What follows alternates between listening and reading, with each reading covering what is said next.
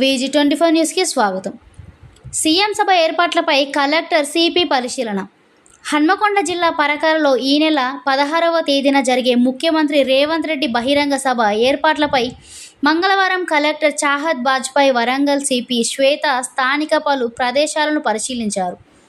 CM చేతుల మీదుగా నూతనంగా నిర్మించిన ప్రభుత్వ 100 పడకల ఆసుపత్రి, డిగ్రీ కళాశాల నూతన భవనం ప్రారంభోత్సవాలతో పాటు వీలిన రాజపేటలో నిర్మిస్తున్న సమీకృత గురుకులానికి శంకుస్థాపన చేయించేలా అధికారులు, కాంగ్రెస్ నేతలు ప్రయత్నాలు చేస్తున్నారు. ఇప్పటికే సభ జరిగే పశువుల సంత ఆవరణాన్ని చదును చేశారు.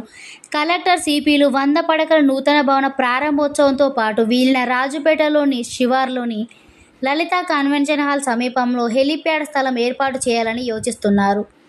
వాహనాల రాకపోకలు, పార్కింగ్ ప్రదేశాలు, ట్రాఫిక్ నియంత్రణకు తీసుకోవాల్సిన ముందస్తు ప్రణాళికలపై చర్చించారు. కలెక్టర్ మాట్లాడుతూ సీఎం పర్యటనలో ఎలాంటి అసౌకర్యం కలగకుండా అన్ని శాఖలు పరస్పరం సమన్వయంతో పనిచేయాలని సూచించారు.